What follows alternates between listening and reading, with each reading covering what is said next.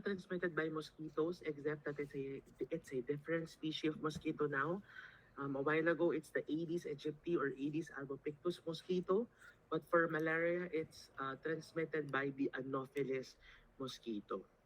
Similarly, it's still the female who needs to feed on human blood in order to create eggs. The causative agent is not a virus anymore. The causative agent of malaria is a parasite called Plasmodium. And there are four species of Plasmodium which causes malaria. First is Plasmodium vivax, which is the most common Plasmodium known to cause malaria. The next is Plasmodium falciparum, the one that causes the most severe malaria.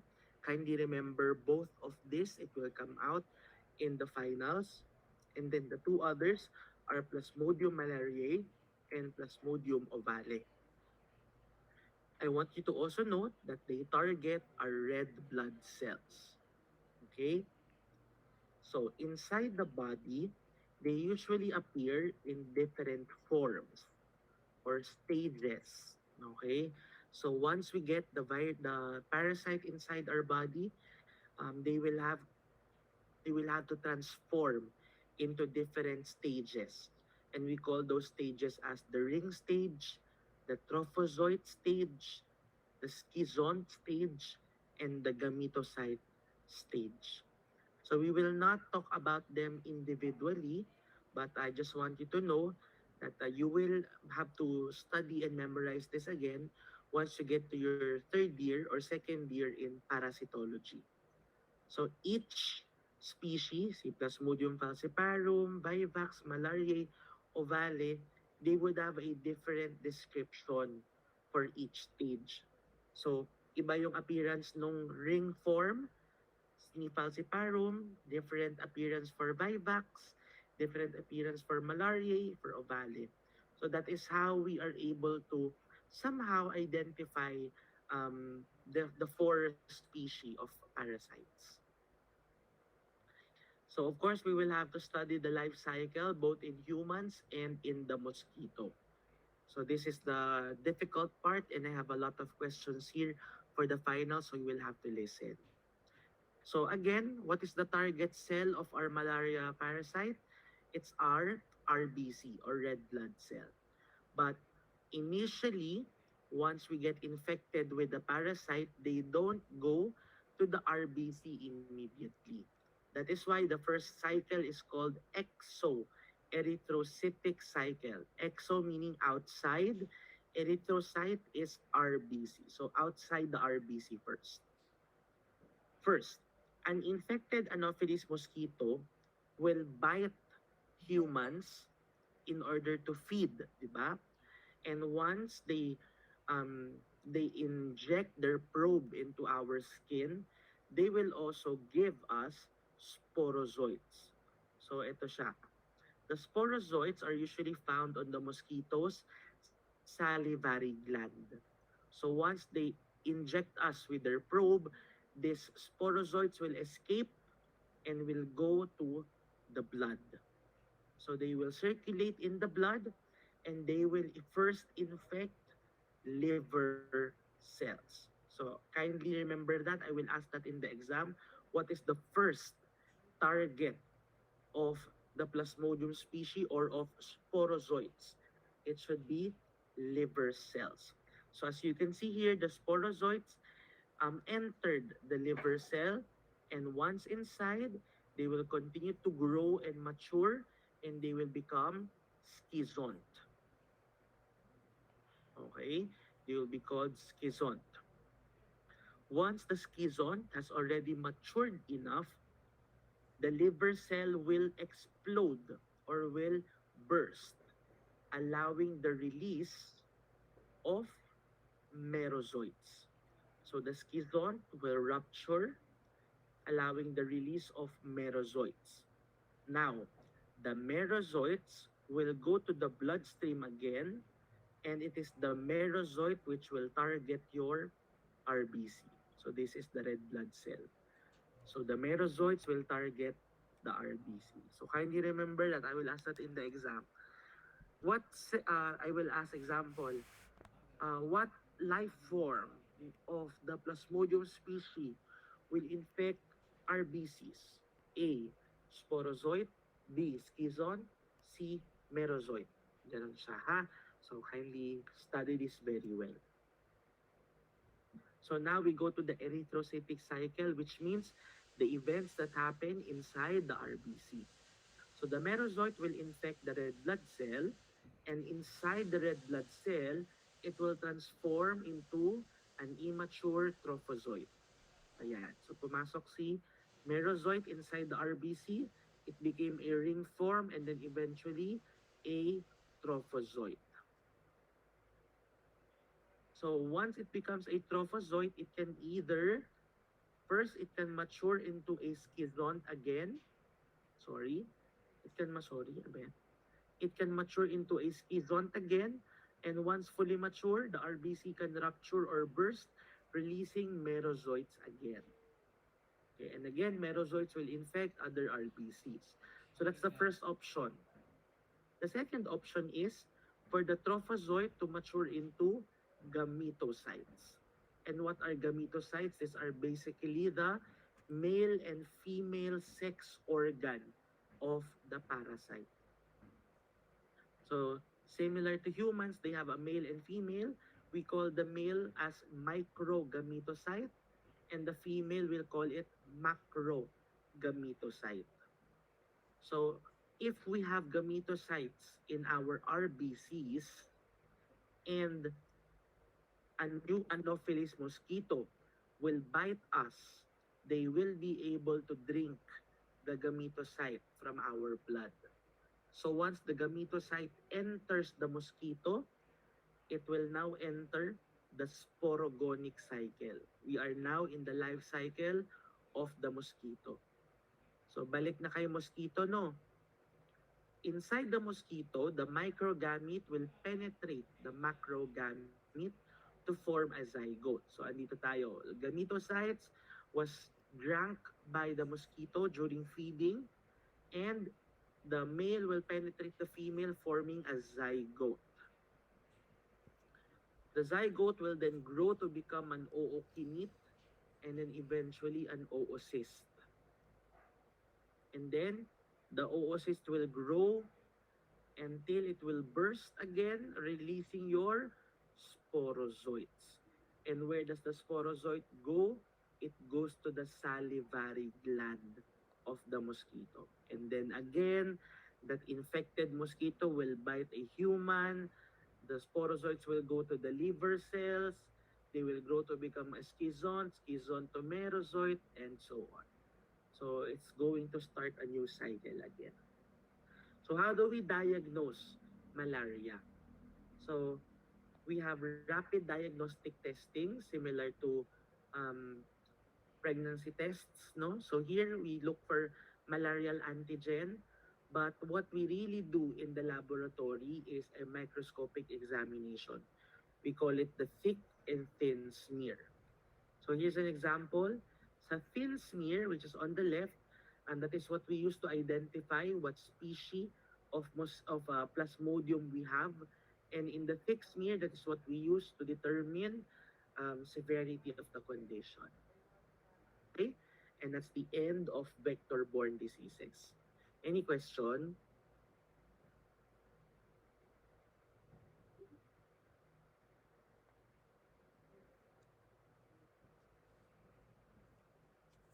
None so far. Okay, let's continue. Now let's talk about food and waterborne diseases. Again, similar to the discussion earlier, I will highlight what will come out in the exam. So listen carefully. So first, let us define a few terms. When we say food and waterborne diseases, these are conditions or illnesses that we get by eating or drinking contaminated food. And this food can usually be contaminated by the microorganism itself or the toxins that the microorganism produce. Okay? So, in basic sense, It can be the microorganism itself that we will be able to swallow, or only the toxins produced by the microorganism. So symptoms of food and waterborne diseases, of course, since they are inside our gastrointestinal tract, they will also produce gastrointestinal symptoms such as abdominal pain, nausea, vomiting, and even diarrhea. And sometimes they can even cause constipation. The most common mode of transmission is fecal oral route, which means we put something inside our mouth which has already gone in contact with our poop. Okay? Yung kinain mo, something that you drank, something that you ate, also got in contact with someone's poop or someone's feces. So, the first disease that may develop is diarrhea. The second may be cholera. The third may be hepatitis A. And lastly, typhoid fever. So these are the four diseases which we will discuss in this topic. So for diarrhea, it is the leading cause of mortality in children younger than 4 years old worldwide. If it is less than 2 weeks, we call it acute diarrhea. If it is 2 to 4 weeks, we call it persistent diarrhea. If it is more than 4 weeks, we call it chronic diarrhea. Guys, I want you to memorize this as I will ask this in the exam. Yung timing. Okay? Is it acute, persistent, or chronic? Now, diarrhea is caused by a lot of viruses, such as rotavirus, which is a common cause in children. Remember, rotavirus is part of your EPI or expanded program of immunization kasi nga it's a common cause of diarrhea. And if somebody gets rotavirus, especially in younger children, 4 years old and below, it can cause death. As mentioned in our previous slide, di ba? Sabi sa previous slide, diarrhea is a leading cause of mortality or death in children less than 4 years old. Another cause can be impaired digestion of fats. So if you have a problem in the pancreas, si pancreas does not only produce insulin to digest sugar, pancreas also produce enzymes to digest fat. So if we have a problem in our pancreas, we will not be able to digest fat. And if you're not able to digest fat, it can lead to chronic diarrhea. Another cause is a bacteria called Escherichia coli or simply E. coli. And the most dangerous strain that can cause diarrhea is E. coli 0157H7. I want you to remember that strain. It will come out in the exam. Next is another bacteria called Salmonella typhi, which later on we will highlight.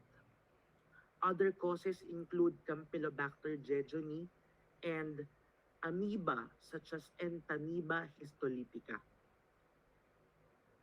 So usually these viruses, these bacteria, they can be identified through stool culture. So we will get your stool, we'll put them on a culture agar, and then we'll grow the bacteria in order for us to identify them. So as you can see here, si E. coli, it appears metallic green.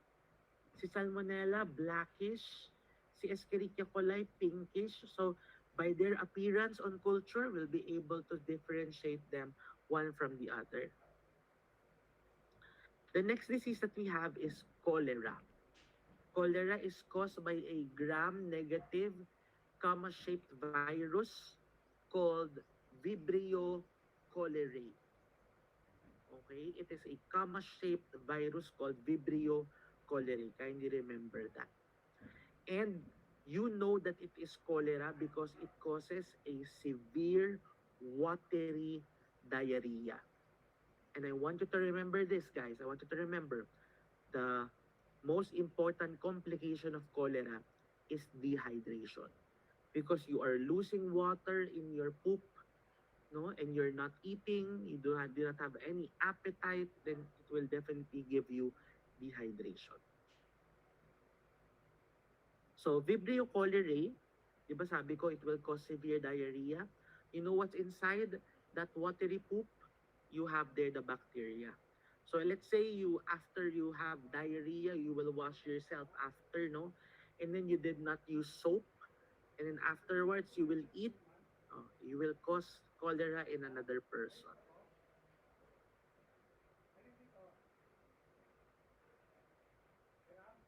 So common sources of cholera include contaminated water, such as in the story of Jon Snow, when we started the semester, di ba?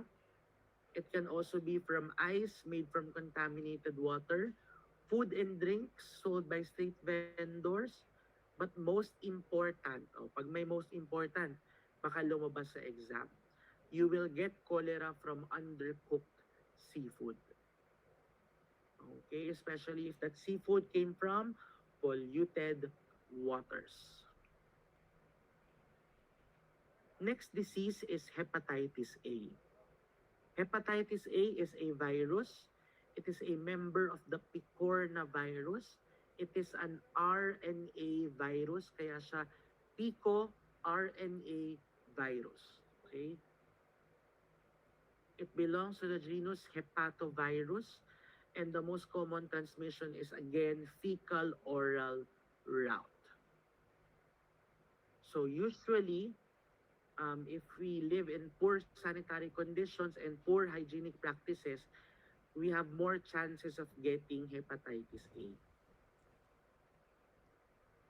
So sources include eating or drinking water contaminated by feces with hepatitis A virus, or using objects that has been used by infected person.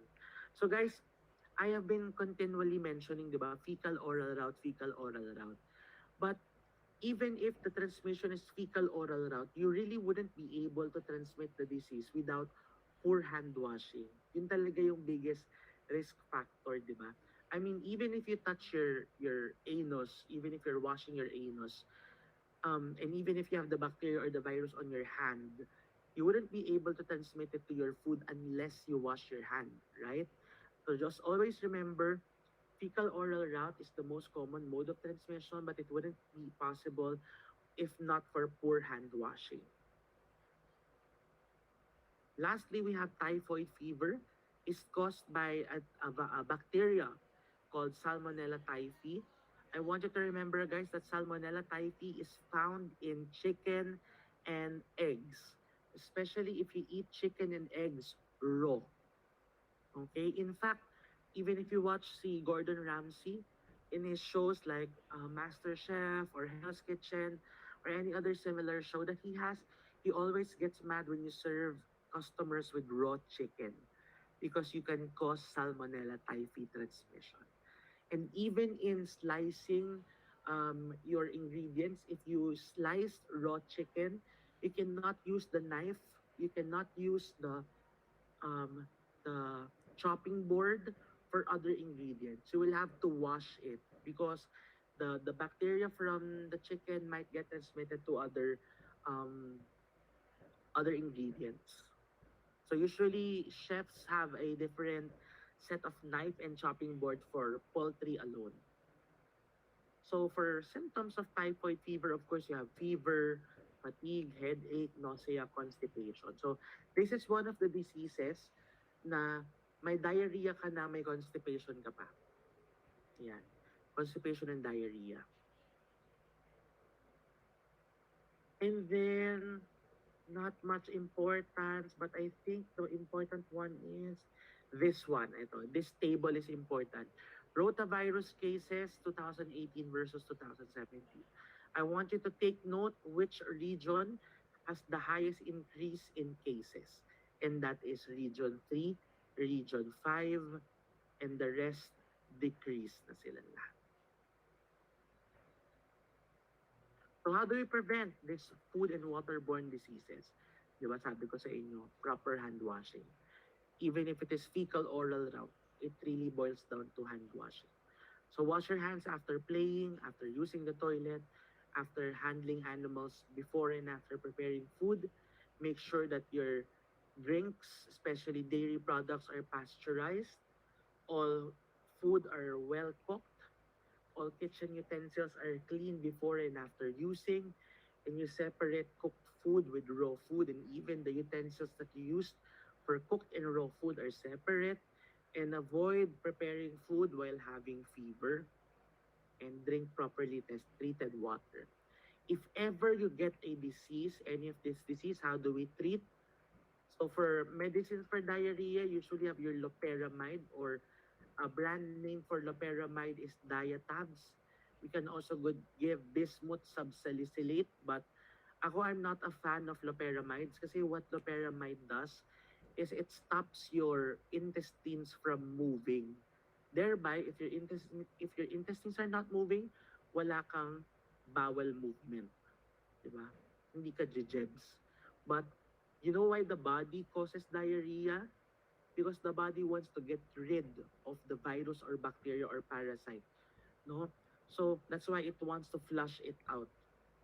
So if you give loperamide, how will you be able to flush out the disease-causing organism, right?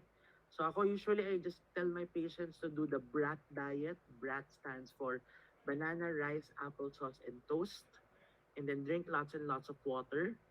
Do hand washing. For cholera, hydration. If they cannot drink, then we give IV fluids. Cholera is a bacterial infection, so we give antibiotics as well. And we give zinc. Zinc is very important because it shortens the diarrhea. So if you have cholera, the diarrhea should usually last for 14 days. But if you have zinc in your medications, it will shorten to even half, 7 days ka na lang, or even shorter. For hepatitis A, there is no treatment yet. We just have to control the signs and symptoms.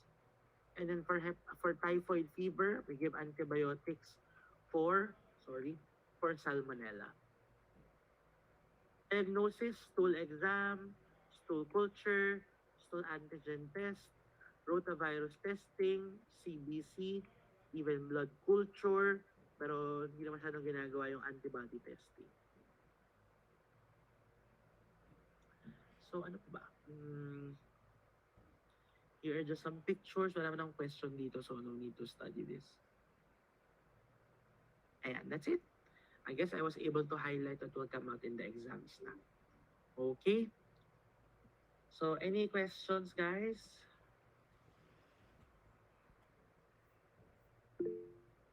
Yes, Miss Kanapi. Sir, I will ask lang po dun sa regarding ng coverage ng finals po. Yeah, paulit-ulit tayo dito.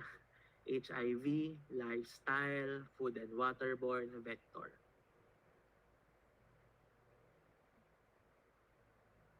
If you open your TLC, you would see what the finals coverage are. Okay? So next week, you'll have an asynchronous quiz on vector and